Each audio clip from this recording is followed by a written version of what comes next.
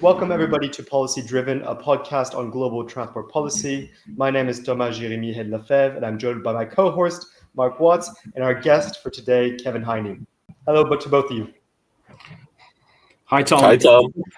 Good to be back again and really looking forward to this conversation with yourself and, of course, our special guest, Kevin. Absolutely. Well, before we move forward, I think we both need to apologize to our listeners for this unannounced hiatus. Indeed, as many people in the transport and mobility space will know, the months of May and June and even July are full of conferences, events, be they the International Transport Forum in Leipzig, which I attended, the Paris Air Show, where I was last week. But in my case, we also launched the latest copy of the Green Mobility magazine, which is here. So it's all been very, very busy. And I'd like to apologize on behalf of Mark and I for not organizing more episodes. So for that, we're very sorry. That being said, it's an absolute pleasure to have Kevin with us. But first, Mark, why don't you remind the audience about who you are, what you do, and then we can introduce Kevin properly. Okay, well, thanks, Tom. It's great to be back on this policy-driven podcast. I know both you and I have a passion for encouraging more debate about transport policy globally, and this is one of the ways of which that can be done. Just a quick reminder, everyone knows this story. I've been passionate about transport all my life. It's that sad or that amazing, I don't know. Left university and joined local government in London as a transport policy officer, and then very unexpectedly got elected to the European Parliament and spent 10 years as an MEP on the Transport Committee of the European Parliament, and then got into the world of consultancy, advising public and private sectors. So yeah, just always lived, breathed transport. And I suppose this podcast reflects a bit of my values, that we need more conversations about transport. We need to break down some of the silos because transport perhaps doesn't get the priority it deserves because we're a very fragmented sector. Ironically, for a sector that's all about connectivity, we're actually quite disconnected. Kevin, welcome to the Policy Driven podcast. Would you agree that we're quite disconnected from your communications perspective? Firstly, just thanks very much for having me on, guys. It's a pleasure to be here. Are we disconnected or fragmented? I suppose we are. It always surprises me how, not just at a European level, but even at a national level, how little priority, relatively speaking, is given towards transport. I come from Ireland. It's an island. So it relies heavily on maritime and aviation. And I can tell you on both fronts, there is really no coherence in the policy approach. And I think, in Brussels, where I'm speaking to you from today, there's a little bit of evidence of that, in something so critical to one of the four freedoms of the European Union, the free movement of people, is really not a priority. And I think it's best summed up as, when they're divvying out the commissioner jobs, transport is not seen as a plum position. It's seen as a kind of an afterthought, which, continues to surprise me. But I think, in one way, it's illustrative of just how complex and messy it is, all the different types, all the different ways we can get around. And, that means there are many different interests and many different players. So I think, it's fair to say it's disconnected, but it's also, it's still incredibly important to what we do. Absolutely. Kevin, let's take a step back. You mentioned you're from Ireland. I lived in Ireland as well. I did my part of my undergraduate degree at Trinity in Dublin. If I'm not mistaken, you and I were nemesis. Did you go to UCD? No, I did not go to UCD. I didn't even go to university in Dublin. You didn't go to University of Dublin. You're correct, but taking a step back from Ireland, though, you said Ireland is an island, so transportation is absolutely key. Would you say that you've always been interested in transportation, or was it something that you fell into as time passed? I might just pick on what you said there because it gives and give a little bit of background of how I ended up in transport, because it wasn't a direct route one. So I studied in the south of Ireland in University College Cork. I studied what was called government, which was there was a bit of everything in there, politics, business, law, and so on. I actually had my first taste of Brussels as a result of that. There was a kind of a work placement module in my third year. So I did that in the European Parliament back in 2010 with an MEP called Mairead McGuinness, who subsequently became Ireland's commissioner during the COVID years. And that was my kind of first exposure to the wonderful Brussels bubble. And from that, I decided I actually wanted to get a little bit more into EU policy, and in particular the policy making process. So I did a master's in EU politics and policy at the London School of Economics, which I believe is also Mark's alma mater as well. And that was a really interesting, getting the kind of the theories and the kind of the academic perspective on what drives Brussels. From there, I went to work in the Irish Foreign Ministry, and I did the last Irish presidency. So we're back around. Ireland's presidency comes around again next year. So last time around, I went into the Irish Foreign Ministry. I worked on the presidency, stayed on for a bit more, got a bit of exposure to another institution in terms of the Council of the European Union. And then from there, I had my first touch or first encounter with aviation. I worked for Airbus Group in their Brussels representation for a couple of months. Then I went into a consultancy, worked with a whole range of clients, no transport clients though, funnily enough. I worked on everything from tech to heavy industry to ag science to fast moving consumer goods. I think at one stage though, I did look at the aviation sector, and in particular Airlines for Europe, as a prospective client, but I don't think I ever made any kind of a pitch or anything like that. And then in 2022, I joined Airlines for Europe as communications director and found myself in the wonderful world of transport, and in particular aviation. So a bit of a kind of a circumnavigation to get to it, but I've been right in the heart of it for the last 2.5 years. Would you consider yourself passionate about the sector? Are you amazed by it, or do you see it as any other industry? Noting that our audience is generally quite passionate about the transportation sector in general. I suppose, what do you mean by passionate? I've always had an interest in it. As I said, I come from an island. I've had to fly a lot in order to study, to work, to travel, and so on. My parents actually live under the flight path of Dublin Airport. I've always been kind of close the airport to aviation, but also my father is in maritime transport. So my family has always been close to transport. Actually, my grandfather worked on the railways in Ireland. My great grandfather was a station master on a railway in Ireland. So it's always been around me. So I've always had an interest in it. I think aviation in particular is quite fascinating, given that it's rather amazing how we've managed to conquer gravity, and in the space of about 100 years go from the Wright brothers through to supersonic travel or mass transit of millions of people by air. I think it's worth noting as well, in Brussels, many of us feel some industries are just the same as the other. They all face the same challenges. They all require the same skill sets. So I'm quite a generalist. So I kind of came to aviation with a view as it's an interesting sector, but it faces a lot of challenges, and a lot of challenges that a lot of other people in public affairs and communications in Brussels face as well, which is what makes it so fun and interesting, in that there are new issues I've come across since I've stepped in every other week. I think I mentioned I worked on digital policy when I was a consultant, and funnily enough, one of the issues I worked on as a consultant for big technology companies is relevant for airlines and for A4E.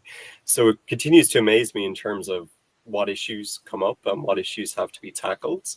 It continues to amaze me that we managed to safely transport hundreds of millions of passengers, safely from point A to point B across Europe and across the rest of the world. And I've done so consistently for many, many years. It continues to amaze me how, 30, 40 years ago, air travel was just not that accessible for the everyday person in Europe, the average citizen. And European Union legislation and the drive of the European Union single market has made air travel more accessible than ever for Europeans. A4E, who I work for, we're about 80 to 85% of European traffic, which is almost 800 million passengers, which is almost a billion people. So, A4E Airlines, enable over 1 billion people to travel across Europe and the rest of the world. And, we have 5 big founding members, one of whom is Ryanair, who just hit 200 million passengers. Obviously, Ryanair is an Irish company, which, for those of you who don't know the backstory, the very few of you out there who probably don't know the backstory, it started as a little regional airline. And, in the space of, my lifetime, it has grown into the largest airline in Europe and one of the largest in the world. And that, is astonishing. And those kind of things continue to amaze me. And I think we have become kind of a victim of our own success in that we have become so successful and so ubiquitous. It has become so easy to travel by air in Europe that we kind of forget just how amazing it is.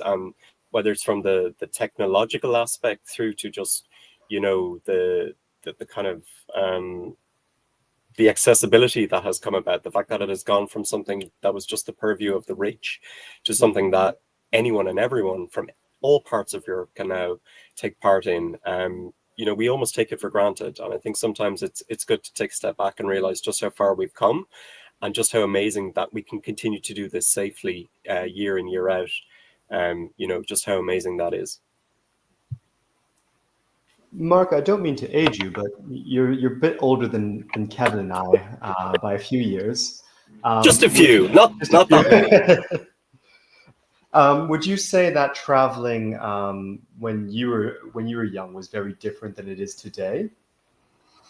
Well, you say just a few years. I think Kevin's touched on incredibly important issues.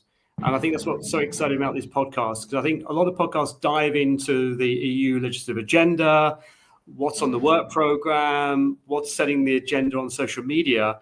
And what we often don't do is step back and reflect on the bigger picture, which, as you say, Kevin, is this remarkable and relatively short history of an industry that's come from zero to becoming a hero for many people, because it means we get annual holidays abroad, we see friends and relatives that we would otherwise not see.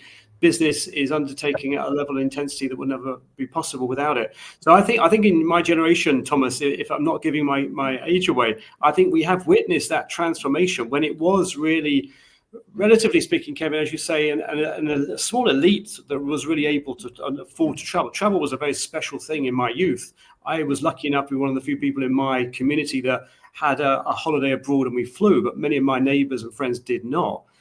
Today, where people, as you say, take it for granted almost, and we shouldn't. So I think that's the big difference, Tom. And I think that brings us back to 2025. That's the battle now, Kevin. For example, we've got to make sure some of the benefits that aviation has brought, which have been driven by the EU, driven by the single market, driven by things like Schengen, and that energy and the freedom of movement that was released, which we should also not take for granted. We must make sure we don't lose that. And that's one of my concerns. I'm sure we'll come on to that discussion, that as we make aviation sustainable, we've got to make sure it remains affordable, because everyone should have that right to fly. Kevin, I wanted to really dive into this concept of communicating policy and also perhaps communicating something particular, which is sustainability, which Mark mentioned. But from a broader perspective, when you're communicating in Brussels, be it as a consultancy on behalf of your clients, be it as a trade association, how do you tailor, who are you really communicating to? Are you communicating to one audience, which is a simple cohort, or is it multiple audiences that each need to hear a different part of the same message? That's a really good question, and I think it gets to the heart of communicating in Brussels. In recent years, there's actually been this trend that has emerged where people who work in communications don't just call themselves communicators or PR people. There's this trend called policy communications, and I think it's really important to focus on that. The ultimate objective of what anyone who operates in Brussels, whether it be for a trade association or a consultancy or in-house public, an in-house corporate, it is to affect the policy process. It is, wholly centered on that. And I think it's interesting, I'm not B2C, I'm not B2B in my communications. I am not a corporate communicator. I am not traditional PR. My job is to support an organization that is advocating on behalf of its members within the policy process in Brussels and to a lesser extent in the member states. So that has a big effect on who the target audience are or is. I use are because there are, maybe different strata within one full cohort. So ultimately, my job as the communication director of AFRI is to communicate to policymakers. And I think, that always has to be borne in mind. What I would say that almost seems to contradict this is don't overcomplicate it. Just because you're going towards policymakers as your target audience doesn't mean that the same principles as you would communicating to the general public or to multiple different audiences within, certain consumers or so on, that it's a completely different principle. It's not. When I was a consultant, we were told, whenever you're communicating, make sure you're aware of the 3 C's, that it's clear, concise, and compelling. And I think, those same principles apply to when you're communicating to policymakers. And I'm sure, Mark, as a former MEP, you received a barrage of communications from trade associations, lobbyists, interest groups, NGOs, charities. And I'm sure if you go back through your mind, there are some communications and engagements that really stick in your mind because they were good, an awful lot that don't stick in your mind because they were bad, and some that were just forgettable from the get-go. And I think the principles of communication apply to policymakers as much as they do the general public. I think there's the added element that comes in when you're talking about policymakers is political risk and reward. If you take an MEP, they're politicians first and foremost, and they respond to their constituency. And you could be the best lobbyist in the world and you could have the best communication in the world, but if you don't engage with them in a way that has them calculating, is there a net benefit or a net risk for my political standing, it's going to be very difficult for them to either come on board or even to consider what you're saying, because this is something that's constantly in the back of their mind, because ultimately their job depends on it. With if I was to take the European Commission, that same calculation still applies, because if you it's easy to forget, the Commission is still a political animal. There are 2 elements to it. There are the services, which are the hardworking policy officers, who draft the policy, but ultimately the ones who execute the policy and make the proposals are politicians. While the direct connection to elections isn't as kind of clear cut as, say, an MEP, there are still political considerations at play. And I think sometimes, people forget that when they communicate in Brussels. They think if they just turn up at a politician's door or, at the Commission's door and slap down, you need to do this because I say so, or something like that, they fail to appreciate the other side and what the calculations for them. And I think that's the most important thing. The fundamental principles of good communication still apply, but you constantly have to be aware of, the other side, be empathetic towards their position and understand the calculations in their mind. And ultimately, can you equip them with messages that make their life in terms of that calculation a little bit easier? So I think that's always worth bearing in mind. I think flashy PR and PR for PR's sake, I see organizations do it. It's nice, Does it really add to the objectives of a trade association or, kind of corporate lobbying? I don't know. I think those who overly focus on reputation building in Brussels, I think you're missing a beat. Personally, that's my own opinion, because it's such a nebulous and intangible thing. At the end of the day, this town runs, it is a business. Politics is a business here. There are calculations, there are trade-offs, and unless you're really kind of feeding into that, I think that's more to make people feel nice and tick boxes and meet certain KPIs. Will it actually turn the needle? And I think, that ultimately is what communicating in Brussels boils down to. Are you helping to turn the needle, or at least making it easier for your lobbyist colleagues and your policy colleagues to turn the needle? That's very, very, I think, helpful, Kevin, to really shine a light on styles of lobbying in Brussels. And as you say, that a lot of people make some of those basic mistakes. And I've seen that, as you say, both as an MEP and now as a lobbyist myself. But it does amaze me, these mistakes are made again and again and again by the same organizations, same individuals, and somehow the behavior doesn't change. And I think we're now seeing actually a backlash. I think MEPs are less keen to see lobbyists than they were in my day, and I think that's regrettable. But lobbyists have to take some responsibility for that. It'd be good to hear what you think about that. Like, for example, as you say, just doing meetings for meeting's sake, I think we're seeing a lot of that, tick boxes. We've done an annual reception, we've got an MEP speaker, and then you don't see them again for a year or two or three or four or more. Or the other one is just having very, very long meetings. I mean, I remember, for example, the lobbyists that stuck in my mind were those that had the shortest meetings, that almost pop their head through the door and say, "Hi, Mark, I've got some really good amendments that might help you and a briefing. Give me a call if you want to talk about it." And then they left. It was probably just a couple of minutes. They did the job. They delivered information that was going to be helpful to me. And they were mindful of how busy we all are. So Kevin, what I don't understand is what you said is so obvious, and what I think my experience is common sense. Why don't more lobbyists in Brussels behave in the way that you've just described?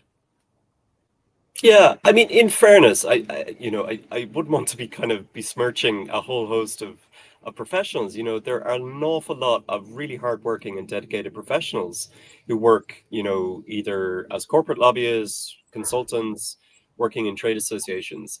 And I think we have to appreciate as well, you know, they are juggling a whole host of interests and needs within their organization. And, you know, there are various reporting structures and you know, various demands on their time. And that alone is difficult to manage.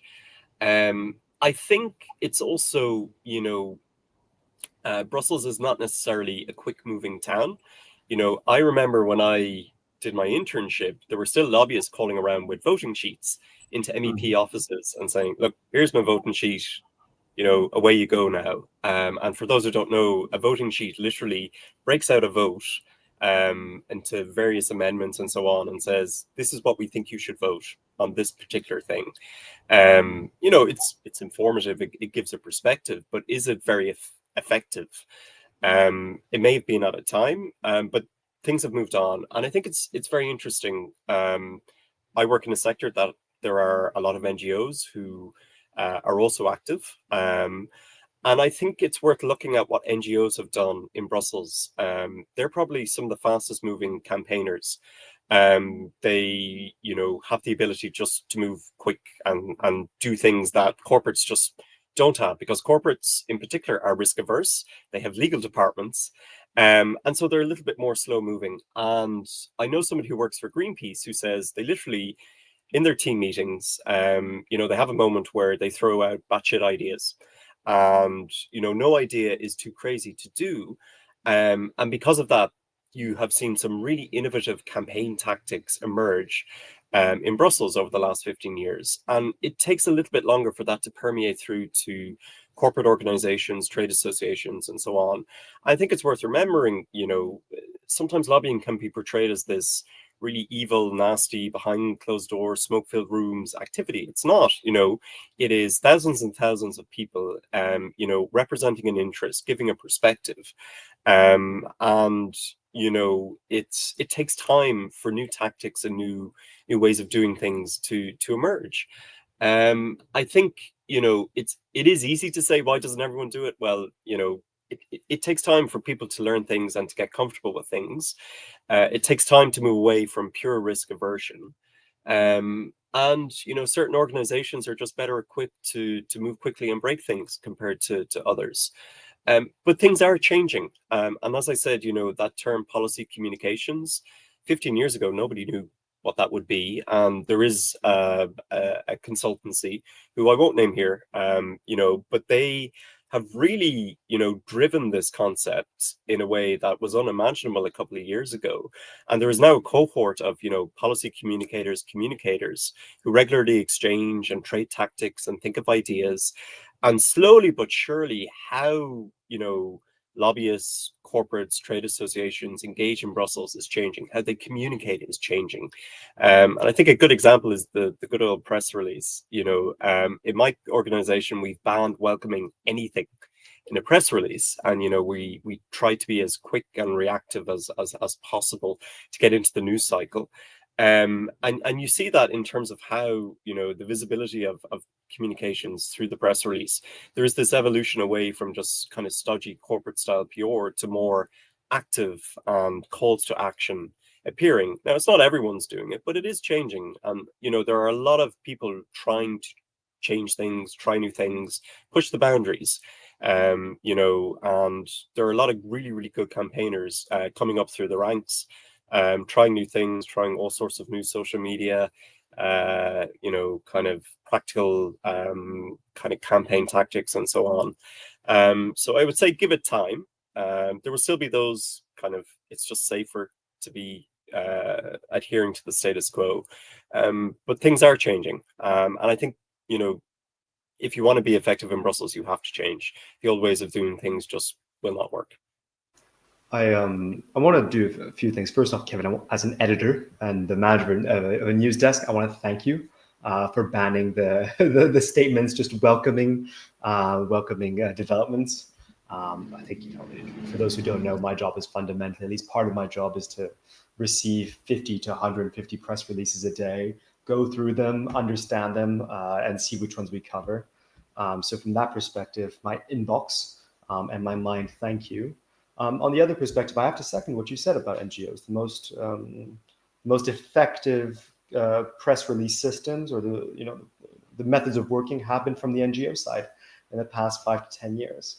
And from a broader campaign perspective, I was thinking, what has been my favorite campaign that I've seen in Brussels in the past couple of years? And I encourage you to consider what your favorite campaign is. But I can remember some of them on deforestation, highly emotional issues being very effective, utilizing this, very effective imagery to say, Europe needs to take a stand to protect the forests because that's what we value. I think there's other campaigns recently that have done quite well on the other side. I take a note of the automotive sector's campaign to review, to review the EU's plans for the automotive sector, which I think they've done quite successfully, and in a quite unique manner. So Mark, actually, I have a question for you. You were an MEP for 10 years. You mentioned that your favorite interactions were the short and sweet ones. But are there any campaigns that you thought, oh God, that was really well executed whilst you're an MEP, or even whilst you were a lobbyist afterwards? Well, I was very involved in safety of all modes. And as Kevin already said earlier, transport's made tremendous strides in the last 2 or 3 or 4 decades to become a very safe way of traveling, however you're going to travel. And I've got to pay tribute here, I think, to the road sector and also aviation, who I think saw safety as something that maybe wasn't uppermost in their minds a generation or 2 ago, because it was still evolving, the ramping up the scale, but recognized it had to be addressed. There were too many incidents, too many unnecessary casualties and injuries on the road and in the air. And I think both of those sectors were determined to put safety first. And I think it wasn't necessarily coordinated, but I was a member of the board of the European Transport Safety Council at the time. And I think, but it was genuine. And I think both really worked hard with myself as a member of that organization, also as an MEP, with institutions, and really demonstrated that by working together, we could deliver a transformation in road safety and aviation safety, which we've now benefited from today. As Kevin already said, thankfully, air incidents are an exception. Tragically, they still happen, but they really are the exception. And given the scaling up of aviation, that is remarkable. That's a remarkable achievement. Still not perfect, but it's a remarkable achievement. And road deaths have gone down from 50,000 or more 20 years ago to about 20,000. Again, still horrifically high, but the improvement there is extraordinary. And there are people, literally tens of thousands of people that are alive today that would not have been alive have those two industries not committed themselves to transforming safety and making sure the safety culture was their overriding priority. So if I could give you those two examples, Tom, of industries that can do good and not just talk a good talk, but deliver it on the ground. And I think they really are a shining example for other industries as well, that you can be safe and competitive. So they're the two case studies I always give to people. When people say you can't do it, it's not possible, I say, look at those two industries that did it. They did the impossible. They still have obviously got more to do, but they really led the fight to make sure their industries were safe. I think communicating safety is definitely, it's an easy win on some aspects, but it's a necessary win. I think convincing people as well that, your mode of transportation is safe or your product is safe is an inherently complex one.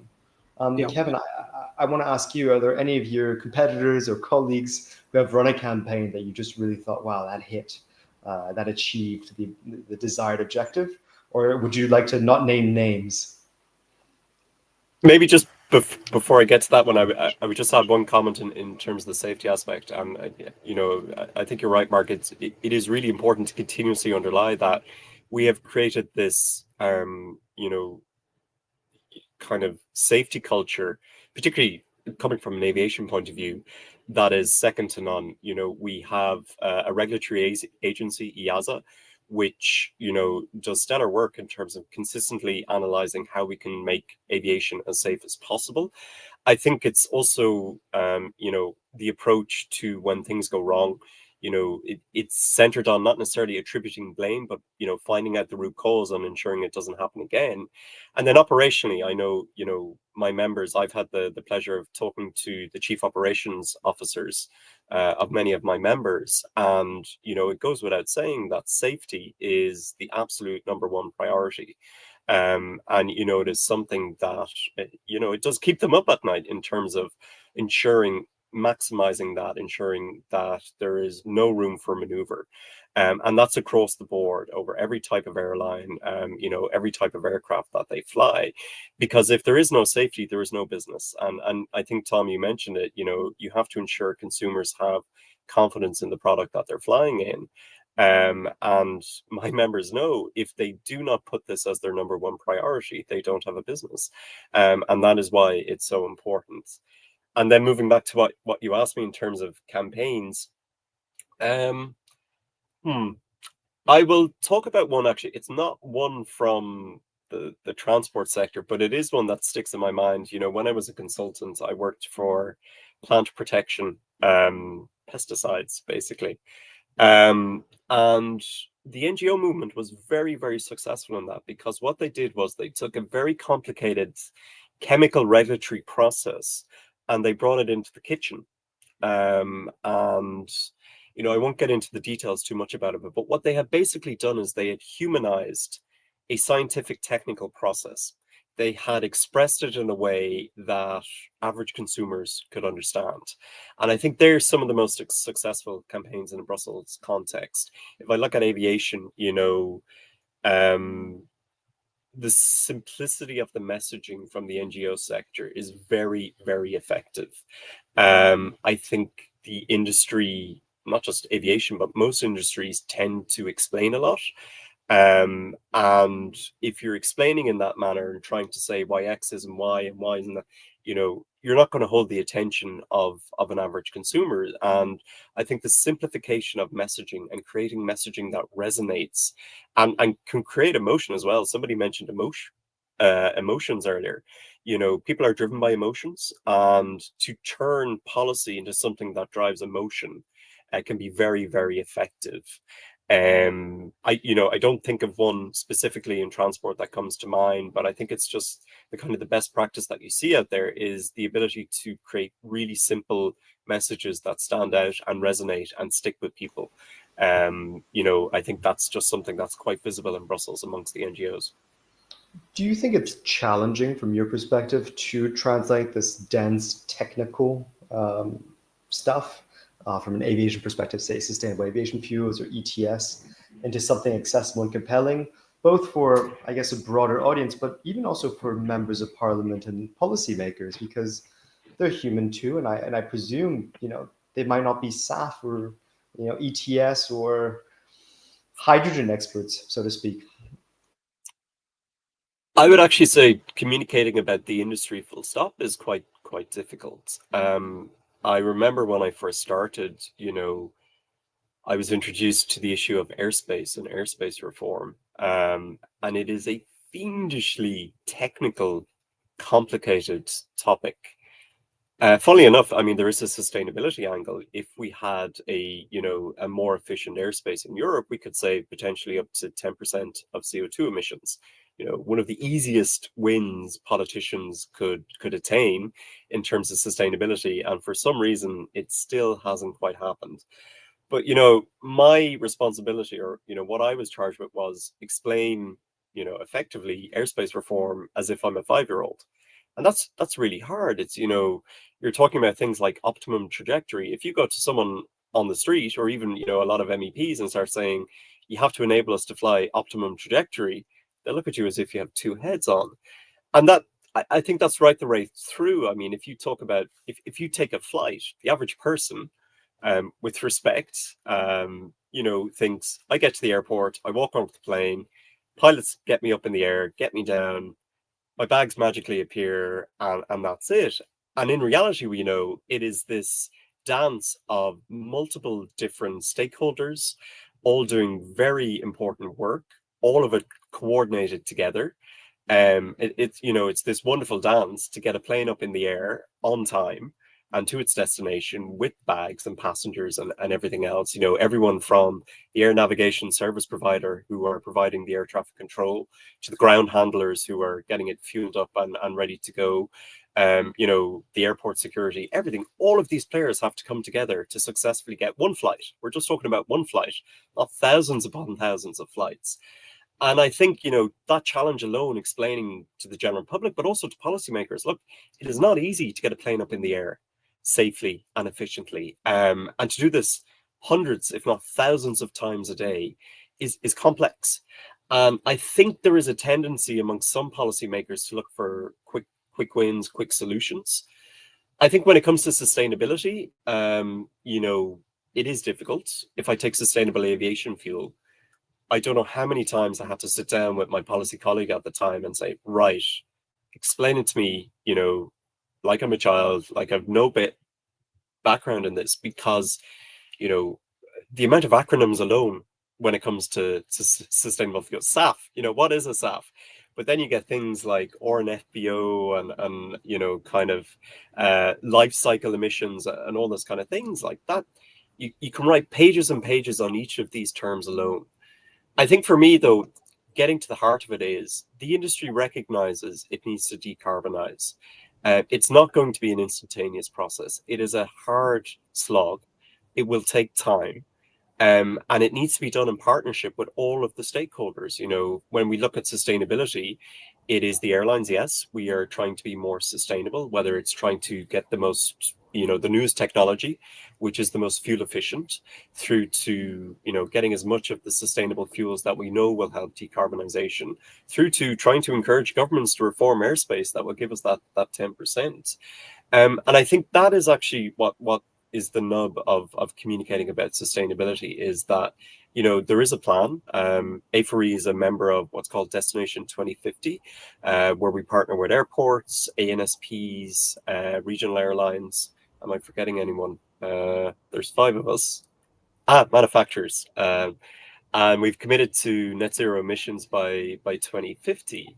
And I think, the importance for us as airlines say, look, we have this plan. We revised it this year. The roadmap was updated. We know sustainable fuels are going to be a key part of that.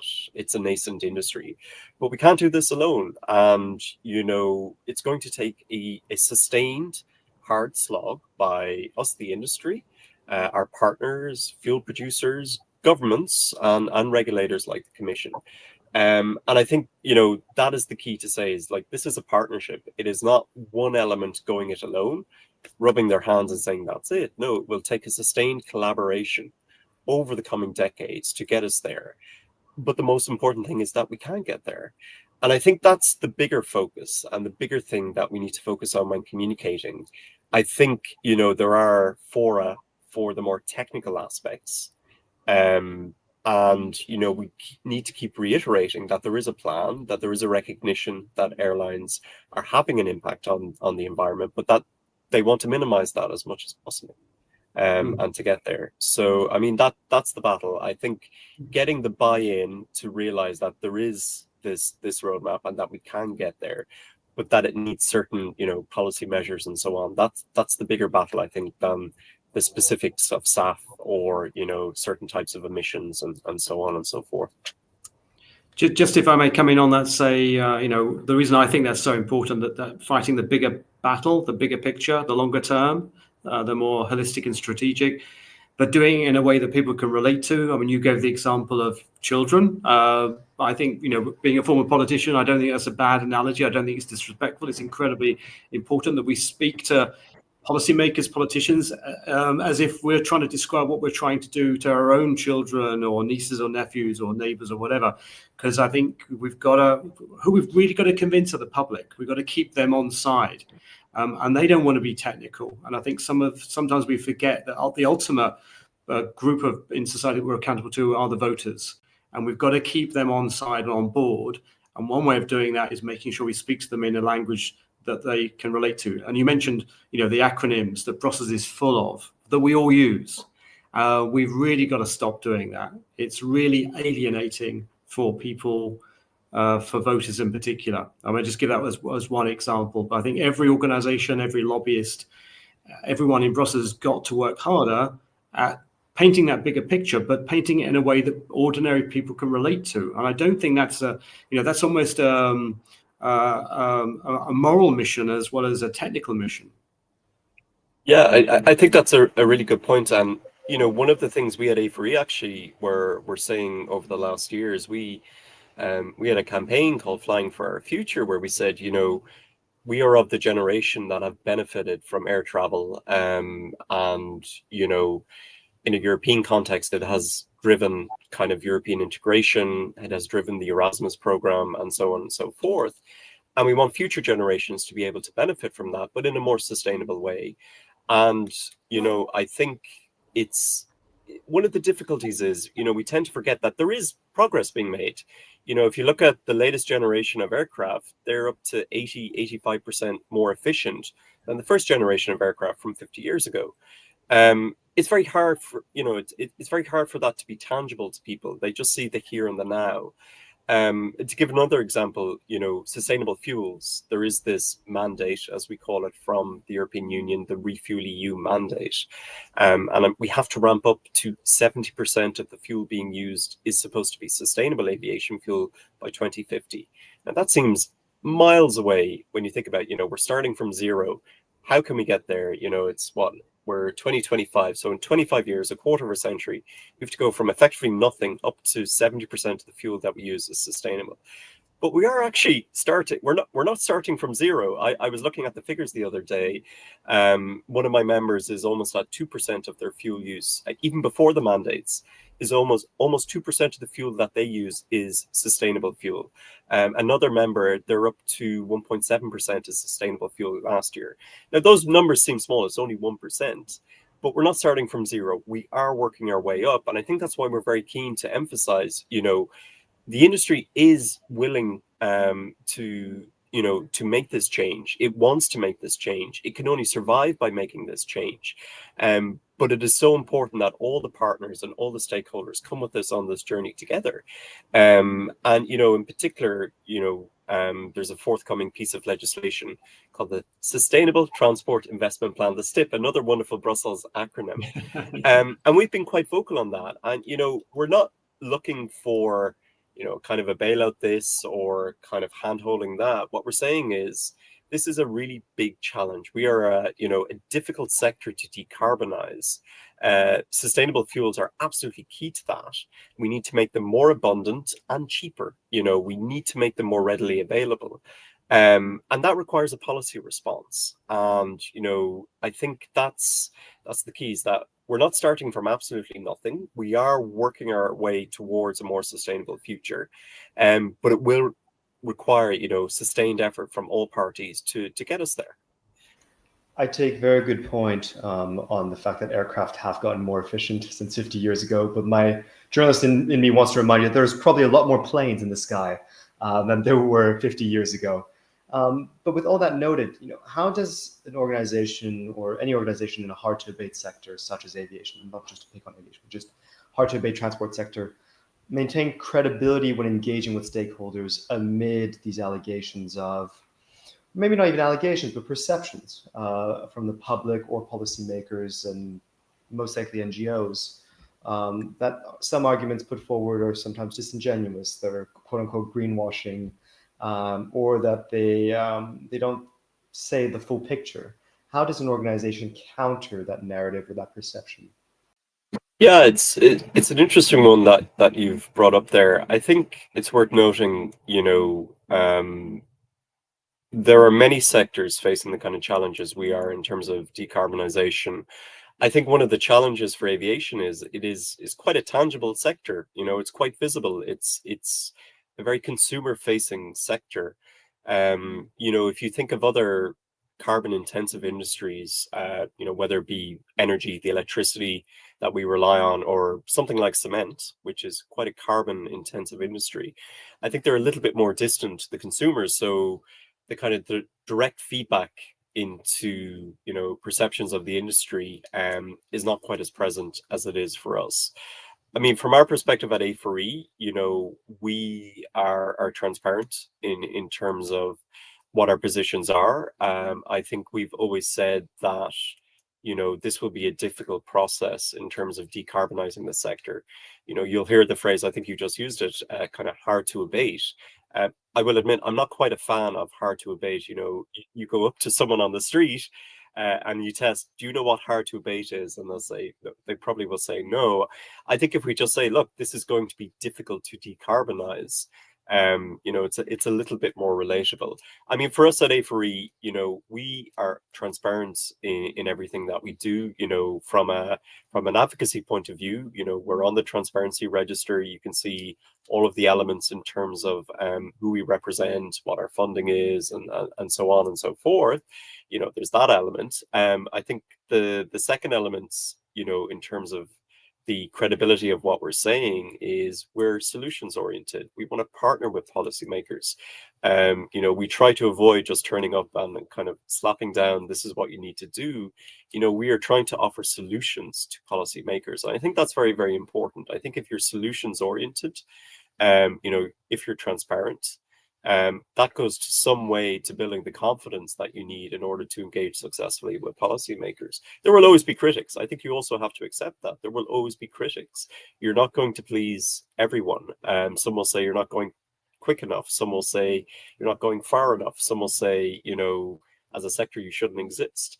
But I think what's really, really important is we try and bring a collective expertise and a collective experience as an industry and equip policymakers with that insight to help guide the policy that will, and it's not just decarbonization, this is across the board. And it's important to remember A4E doesn't just work on sustainability. It's an important pillar of what we do. But, given the complexity of the sector, as I outlined earlier, there are a whole host of issues. What's keeping me busy at the moment has nothing to do with sustainability. It's consumer issues. And again, what I would say is, the same rules apply. It's about offering a perspective that gives an insight of what is the impact. This is what you need to know. This is what's good for consumers. This is what's good for policymakers. And, ensuring that we're fact-based as much as possible. Do you think in the past 5 years, we've gone through a lot. We've gone through COVID. We've gone through economic downturns. We've gone through geopolitical crises and are continuing to go through geopolitical crises. And we still have the long-term issue of climate change. Do you think the way difficult to decarbonize or strategic industries have communicated has changed? Has it changed because of these changing crises? Or have organizations changed the way they communicate because the environment in general has changed? The technology has also changed, and the way people consume information has changed as well. I mean, one thing I would say is I joined after I joined A4E kind of a good bit after the real peak kind of COVID crises was underway. From an aviation perspective, obviously that had an impact in a way that went beyond what was experienced by a lot of other industries. The industry was effectively grounded. It was existential for the sector. So in the immediate aftermath, the focus was survival. And that requires, just even across the board in terms of how the businesses were operating, a very, very different response. And in terms of how the communication was, I think it was ensuring there was still an industry to talk about, and that was the primary objective. In terms of the kind of the longer effects and impact on communication, I'm not sure I can say I've witnessed anything. I feel like once that immediate COVID crisis was over and flights had reopened, I think certainly from my perspective, it seemed that we settled back into a more even cadence. It was not crisis comms constantly. I think I had one crisis comms press release within my first 6 months that was COVID related. But then it settled back into a normal cadence. I could actually do a strategy and have some forethought in where I wanted to go. More broadly, has it impacted communications? I think generally there is a change.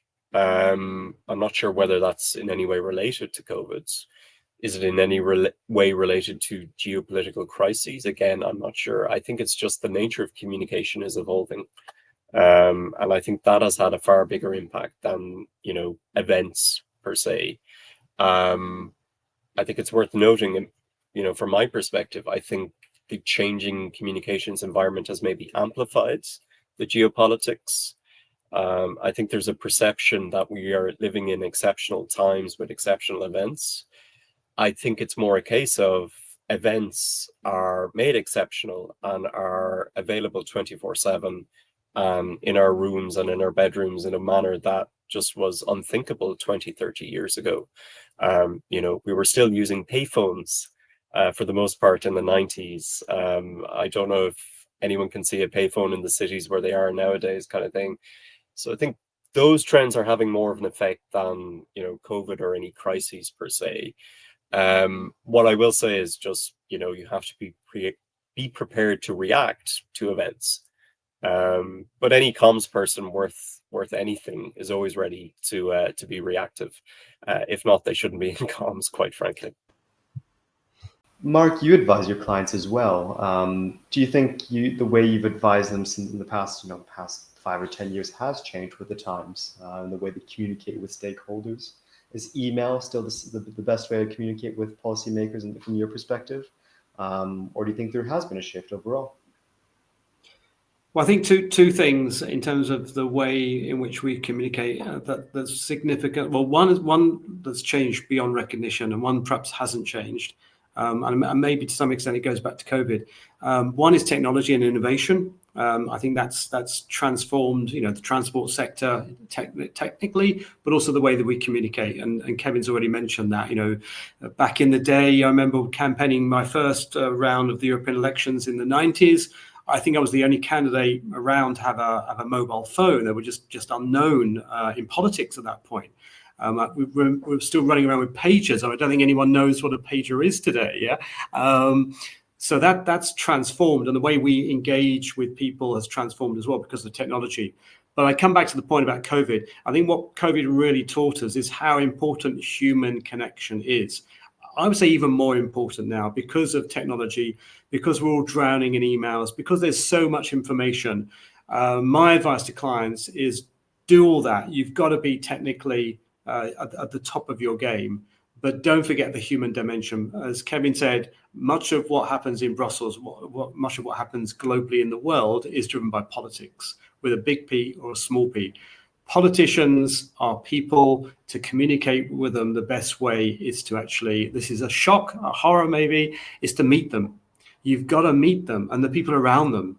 And that's really my advice to clients. Get as close to the politicians as you possibly can. I think a thriving democracy is stronger when politicians meet stakeholders of all kinds, business, NGOs, trade unions, civil society. So really that's my message. However hard it is, find ways of directly engaging with the politician. You still can't beat that. I know it's terribly old-fashioned.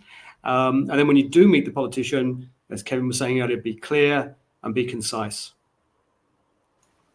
Kevin, just as we wrap things up, what advice would you give to other communicators trying to navigate the EU institutions, especially if they're working on, as we said, polarizing or highly technical topics? I would say, one thing I would say is don't negate traditional media. There's a perception that because, social media is so ubiquitous across Brussels and, across the world, that traditional media doesn't matter. And I think that's mistaken. So much of the agenda is still driven by media. And to give an example, the commission president, it is known, her cabinet, they selectively brief certain hand-chosen journalists, shall we say, to set the news agenda. And, Brussels still runs on the news agenda. There is this, quite thriving media scene. The total overall number of journalists has been cut back, but it is still quite vibrant here. And that can still have a big impact on outcomes. It can still be a very powerful tool. And coming back to something Mark says, it's a very person-to-person driven industry, heavily reliant on relationship building and information exchange and becoming credible amongst, your key journalists. I think, don't be afraid to push the bounds and try things. A failed stunt that still makes headlines is just as effective as a stunt that, is super effective. People are looking for innovation and interesting things to happen in Brussels. So something that goes against the grain and, just makes people stop and think. And I mean that literally, as in if you do something outside the European Parliament that involves, I don't know, floats and things like that, that literally makes people stop in their tracks, that can be super effective and have people talking for weeks and weeks and weeks. I think ultimately, though, don't forget the core principles of communication. What is the objective? What are you trying to change? What are you trying to achieve? What is the key message you're trying to convey? And are you consistent in pushing that message? I think the tools have evolved quite a bit, but the fundamentals are still the same. And I think if you forget those fundamentals, or if you don't focus on them enough, it's very difficult. Conversely, flipping it on its head and ending on a more positive note, if you focus on those, try be a bit adventurous and give things a shot, you can be very successful as a communicator. And you can really help your organization. So the last thing I would say is give it a shot. Don't be afraid. Push the bounds, and see what happens. Well, Kevin, thank you so much for your time. Mark, any final thoughts on before we go? Some great pieces of advice there from Kevin, and we should all probably reflect on them every day. Final thought from me is, based on what Kevin's been saying, I think we should be taking a bit more of a risk every day in our professional lives, just to make the world of communications a little bit more creative, but also a little bit more genuine. And from my perspective, if anybody asks me once again, why do I run a print magazine in 2025? I'll just say, listen to the communications director from A3. The media still matters, and that's probably the best note I can finish on. So thank you so much, Kevin. Thank you so much, Mark, for your time today. It's been an absolute pleasure, and we very much look forward to additional policy-driven podcasts with insights from leaders such as Kevin and others from across the transport space. Thank you so much. Thanks, guys. See ya. Thank you. Goodbye.